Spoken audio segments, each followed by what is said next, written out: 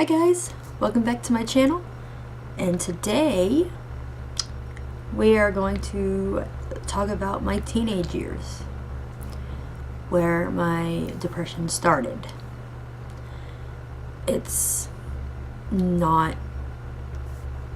the best years of my life, but I would much rather share it, as in a timeline, so to speak.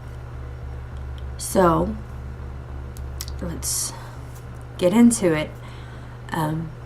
Also, I want to put out there that I'm trigger warning, or may not, I'm not sure, but still, it's there. There's the disclaimer. I have already uploaded a overview for this series. It is my depression story. And my journey so far. So this might as well start from the beginning, right? So this is my depression story, my teenage years. So, as everyone does, when you hit those teen years, your body goes through hormone changes. Certain hormones kick in, and that aids in bodily development as well as mental development. But also, when that happens, other receptors in your brain can become confused or blocked completely, or your brain stops producing a certain chemical that is needed for you to be stable, mentally sound. And that happens. It happens all the time. And sometimes it's just a little bit, like nothing real big, nothing real serious. But other times it can be something very serious. So when I was about 14, that's when I first really noticed that I was becoming depressed.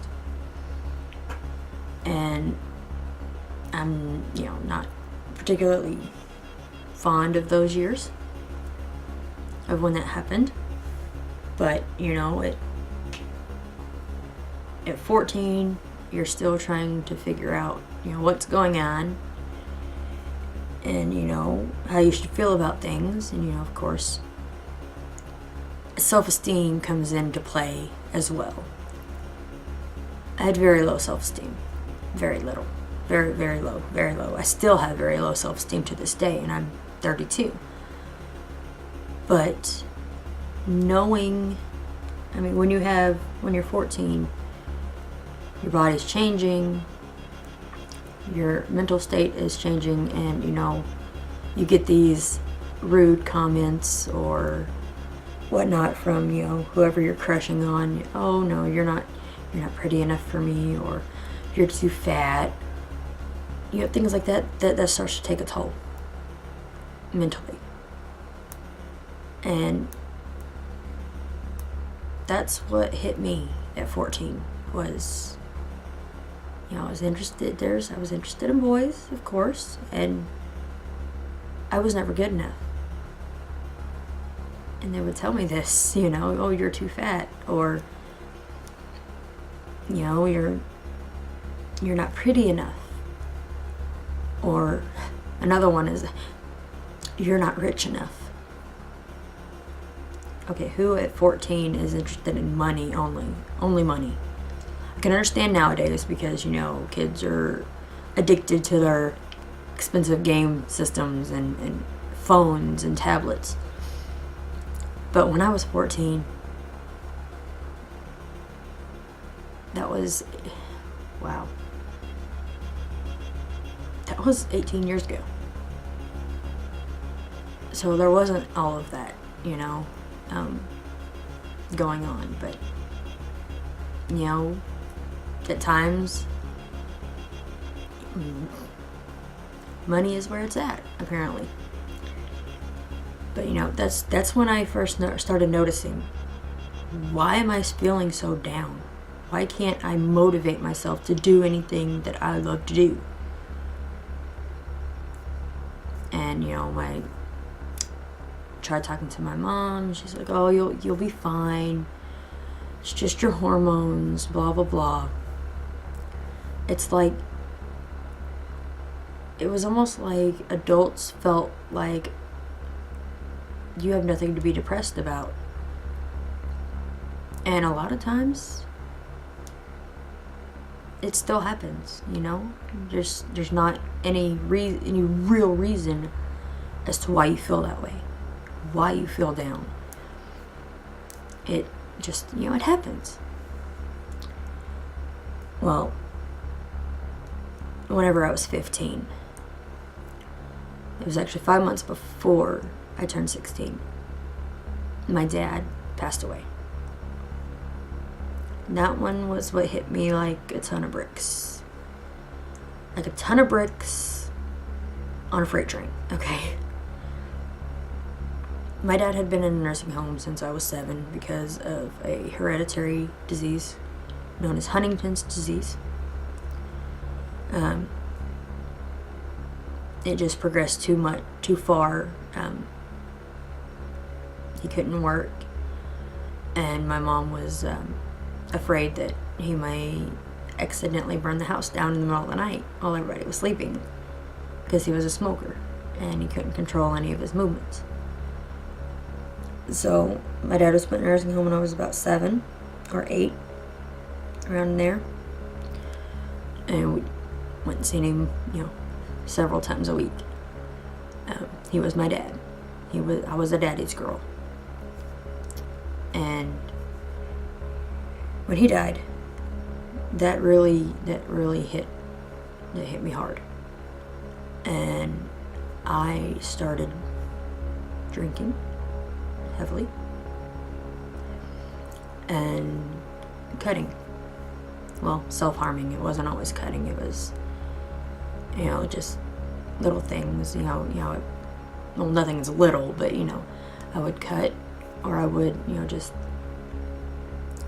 punch a wall until my knuckles were busted open, or I would, you know, purposely harm myself. So, because that would take away from the mental pain I was feeling. Physical pain overpowered the mental pain. And it's, you know, that is hard. It's hard to stop. And I still to this day refer to myself kind of like a recovering alcoholic, but I'm a recovering self-harmer, because that temptation is always there. Always there. Anyway, back, you know, 15 going on 16, I started drinking nearly almost every weekend.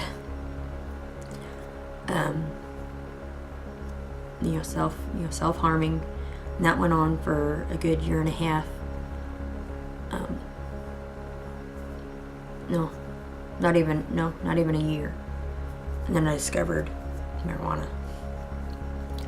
That was the one thing that kept me level-headed. And it wasn't an everyday thing. I could, you know, just smoke it one day and I would be good for a week or a week and a half. And then I would start feeling down again. And that temptation would always hit again. So it was like a vicious cycle. But, you know, cannabis is what kept me level-headed. So therefore I did start using it on a regular basis as a teenager. But I still enjoyed drinking more back then, because drinking let me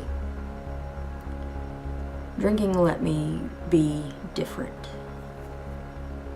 It let me be a different person. Not in a bad way. Which drinking is never a good substitute for anything.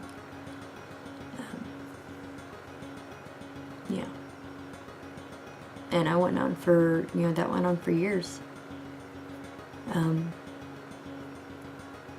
Throughout the rest of high school, one weekend I would drink, the next weekend I would smoke, and it would be, just alternating. But I did notice whenever I was drunk, I tended to be more close to, I was more likely to self-harm when I drank alcohol. And another thing, throughout high school, I was always different than everybody else. And yes, I know it was my choice to present myself in that way, but I've always been told, be yourself, be who you are. And that's all I ever did, was be myself. I mean, there were a few times I tried to fit in to the crowd. That didn't work out. So I went back to being myself. And when you're walking through the halls, dressed the way that I would dress back then, you got looked at, you got snickered at, you got laughed at. In particular, one time I was walking down the hall, and one girl was walking on the same side of the hall as me, coming towards me, but when she looked up and seen me, she physically jumped to the opposite side of the hall. I said, "Oh my God, there comes death." How's that supposed to make me feel? I was still discovering who I am. And then to have someone do that, that's very damaging, as anyone will know. That was my senior year of high school when that happened. And, I was good at not letting it show that it bothered me. I learned very quickly not to show weakness, or what I was perceived, or what I was told was weakness. But you grow up, you get older, you learn things. My senior year, I graduated high school, at 3.4 GPA on a 4.0 scale.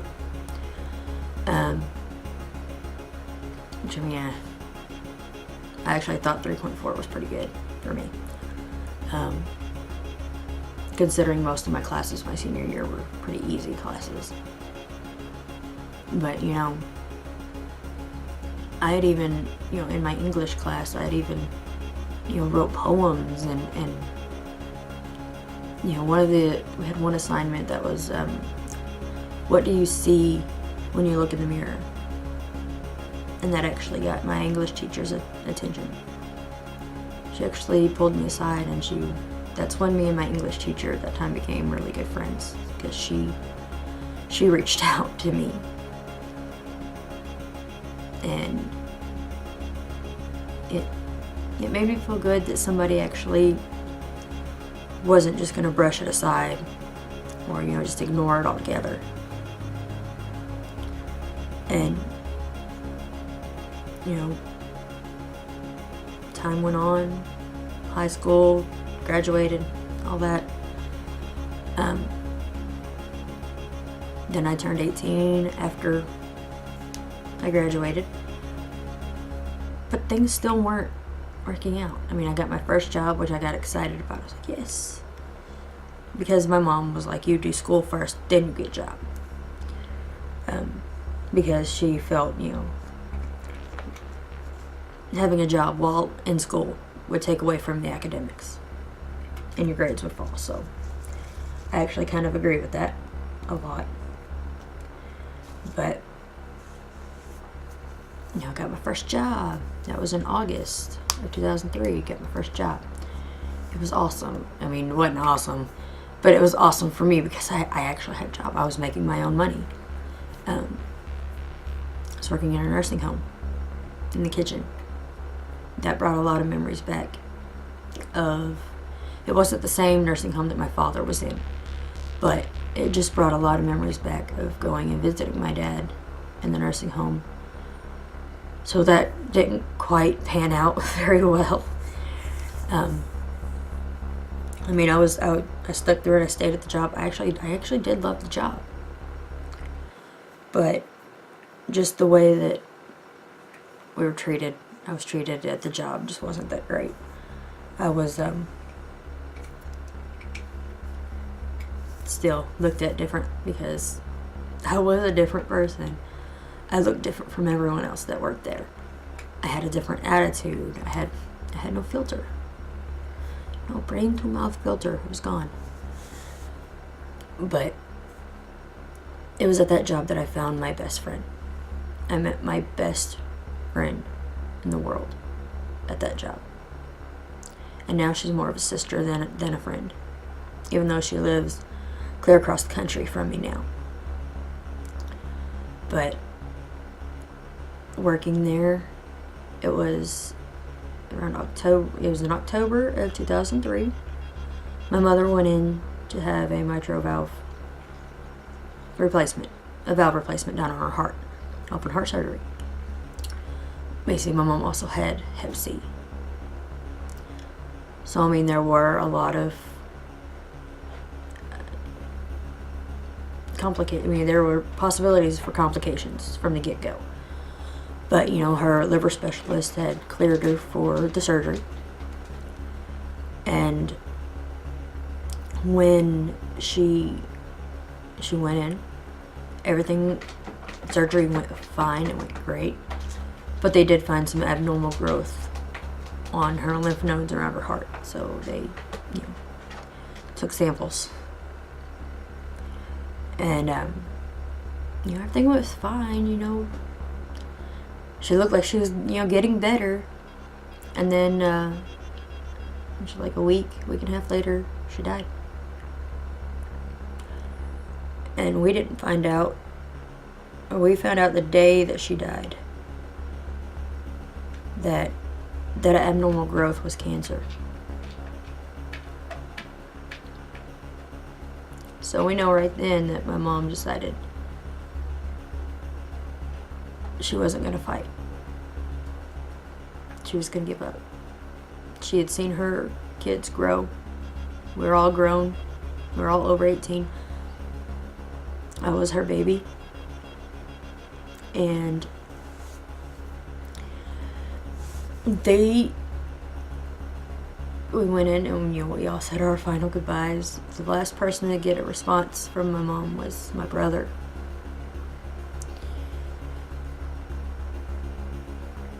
And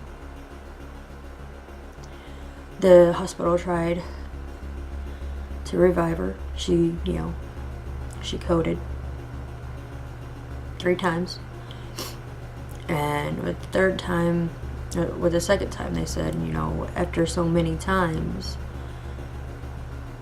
there's more, the possibility for brain damage.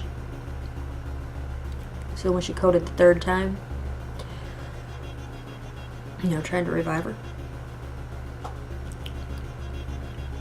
this was the hardest thing for us.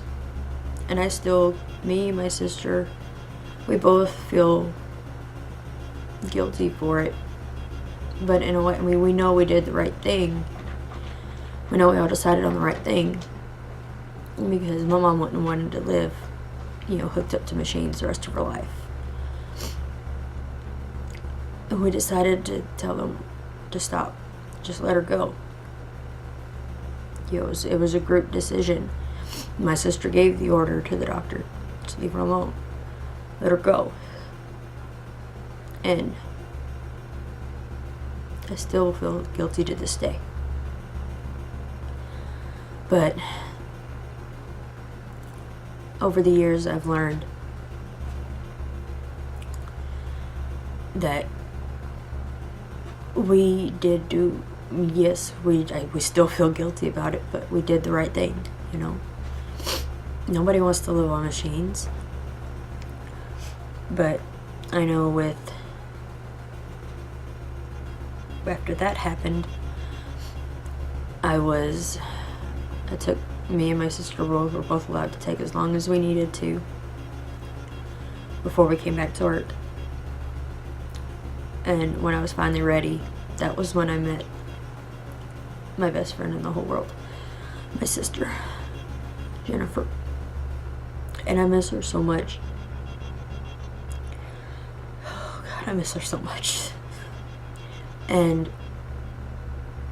I met her and we hit it off right from the start. And a month later, we were getting her own, like, not really, yeah, about 2 to 3 weeks later, we were getting an apartment together. Because, yeah, we got along that well. And we had so much in common. Like, we were so similar. It was crazy. And I mean, she had just moved here from California with her boyfriend's family at the time. Or her boyfriend at the time, and his family.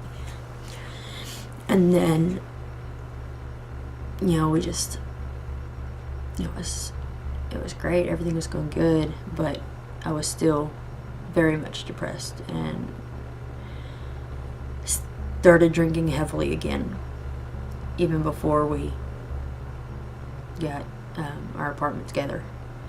And then once we had our apartment together, we both had our ups and downs. I mean, we both had depression.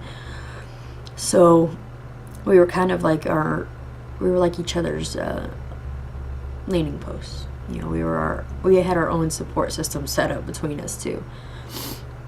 And it worked. It helped for a while. And of course, the apartment was right down the road from where we worked, so we could just walk to work instead of using the vehicle, the car. And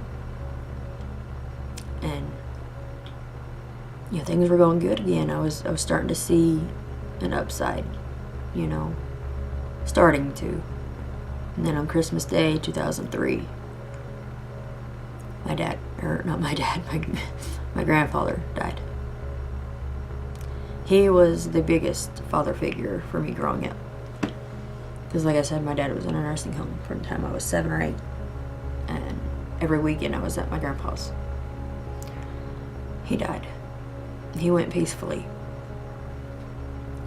But that still hit very hard because it was on Christmas Day. And that was the deciding factor. I do not ever want to celebrate Christmas again. And if it weren't for my kids, I wouldn't celebrate it. But that sent me into a downward spiral again, real bad. I reverted back to self-harming. And then, it was part of, I'm kind of rambling, but it's kind of hard to really focus, like really gather my thoughts, because I have so many thoughts and things I want to say. But I started self-harming again and drinking, and it was like I ended up losing my job over my grandpa dying, because they felt that losing a grandparent isn't as important as losing a parent. Which, I mean, there are some places that say that. They will say that for sure.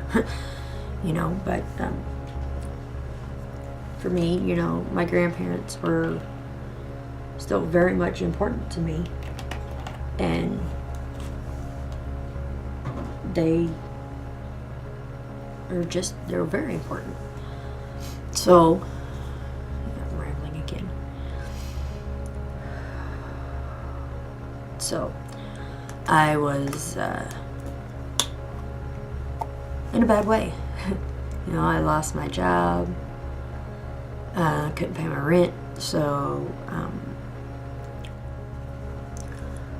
which of course, that happens. And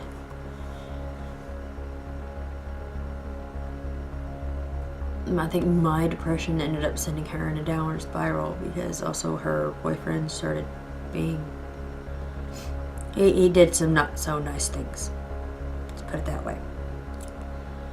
So we ended up, it was just me and her in our apartment, drinking when we could, drinking a lot, and yeah, that's all we did was drink, pretty much.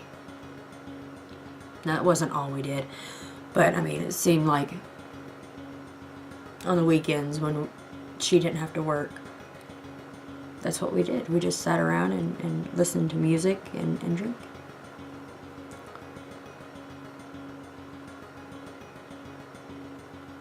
That was my teenage years. Which, technically your teenage years aren't over until you hit your 20s. So there's still 2 years, well, a year and a half unaccounted for, right? Because that was that was December after I turned 18, so that was 6 months after I turned 18. So yeah, a year and a half. A month later, I can't remember if it was the end of January or like mid-February, but that's when I met my ex-husband. 3 months later, we were married. Yeah. I know now that I was blind. I was blind. I was so scared to be alone. So scared to be alone that I knew I had to do something,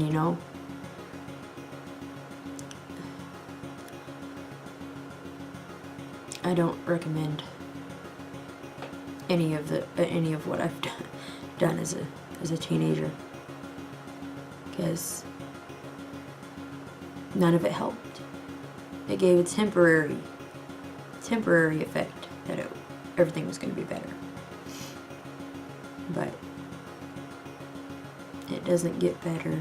I mean, there are ways to keep yourself occupied, and that will be my next video, is some kind of like tips and tricks that have helped me over the years before I ended up getting too far gone where I had to have psychiatric help. But just for like minor episodes, I do have some tips and tricks that will be my next video. It's just, depression is a bitch, and anxiety is a bitch.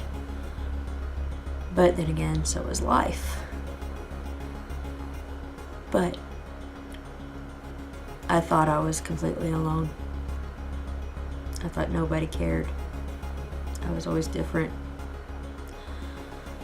And I even felt like some of my family treated me different because of the way I presented myself. I don't know if that's true or not, but I don't know. I'm hoping that I can help, people, anyone really, seek the help that they need. I want to give you strength. I want to share my strength with you, with all of you.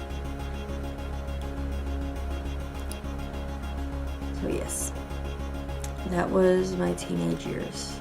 Sounds pretty boring, but a lot of that caused a lot of mental scarring that's still there today. Hope this wasn't too depressing, because I am getting better. I am definitely getting much better. Thank you for watching. Leave a like, comment, subscribe. I have other content. I do singing videos and live streams, game streams, makeup videos, just, and whatever tends to pop into my mind, I will do videos on it. Yes, I will. I even did a movie review with my friend the Cinema Clown. He is awesome, by the way. Y'all should check him out. I will put his link in the description. Also, like I said, subscribe. And I hope to see you all in the next video. Hopefully it won't be as much of a downer as this one.